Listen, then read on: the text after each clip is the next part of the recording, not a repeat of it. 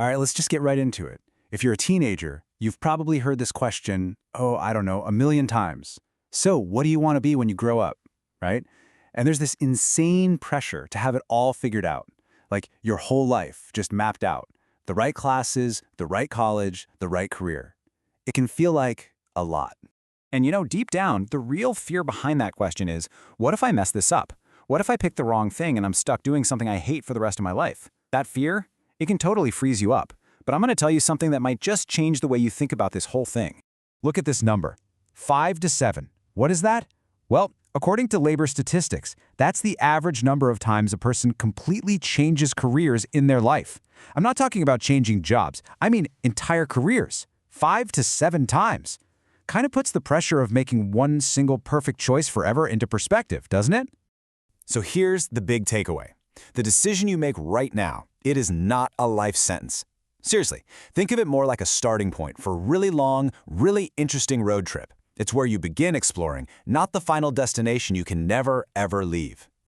Now, to really get comfortable with this idea of a journey, we've got to talk about some of the myths and, let's be honest, the bad advice that got us so stressed out to begin with. These are the ideas that trick us into thinking there's only one right answer. Okay, myth number 1, and this is a big one. The idea that you have a true calling. That there's one perfect job out there that you were born to do. It sounds really romantic, but for a lot of us, that's just not how we're built. The truth is, you don't have to pick just one thing for the rest of your life. There's actually a great word for people who have lots of interests. Emily Wapnick, in a fantastic TED Talk, calls them multi-potentialities. It's just someone who doesn't have one single calling, they have many. And instead of that being a problem, she says it's actually a strength. In fact, Wapnick says that being a multi-potentialite gives you superpowers. First, idea synthesis. You can combine ideas from different fields to create brand new things. Second, rapid learning. You get really good at being a beginner and picking things up quickly. And third, adaptability, which is maybe the most important skill you can have in a world that is changing like crazy. All right, myth number 2 is the idea that who you are today is who you'll be forever. Psychologist Dan Gilbert has a name for this: the end of history illusion.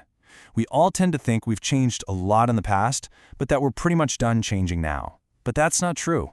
Your interests, your values, your whole personality, they're going to keep evolving. So forcing your 18-year-old self to decide for your 50-year-old self, it just doesn't make sense. And now for the advice you've probably heard more than any other. Myth number 3, follow your passion. It sounds so inspiring, right? But it can actually be terrible advice. I mean, for starters, what if you don't even know what your passion is? And even if you think you do, this advice might have it completely backward. Professor Scott Galloway flips this idea on its head. He says, don't follow your passion. Instead, find something you have a talent for and put in the work, the thousands of hours to get great at it. Because passion often follows mastery. Becoming great at something gives you confidence, respect, money, opportunities. That's the stuff that makes you passionate. Nobody daydreams about becoming a tax lawyer, but you can bet the best ones in the world are passionate about what they do. Okay, so if we're tossing out all these myths, what do we do instead? Well, this is where it gets fun. The answer isn't to find a better way to decide. It's to stop thinking about it as a decision at all. Let's talk about a framework from 2 Stanford professors, Bill Burnett and Dave Evans, called Designing Your Life. The main idea is so simple, but it changes everything. Treat your future like a design project. Think about it. A designer never has the perfect answer on day 1. They get curious, they try a bunch of stuff, they build weird prototypes, they make a mess, and they learn from all of it. You can do the exact same thing with your life. So the design process basically looks like this. Step 1, just get curious. Let yourself follow whatever sparks your interest, no matter how random. Step 2, you prototype those ideas. You run little experiments to see what they're really like. And step 3, you learn from those experiments and you adjust your course. It's this awesome loop of trying things and learning as you go. So, what on earth does it mean to prototype your life? It sounds kind of complicated, but it's not. It's just about running small, low-stakes experiments to get real data about what you actually enjoy. You don't need to sign up for a 4-year computer science degree just to see if you like coding. You could just try a free online course this weekend.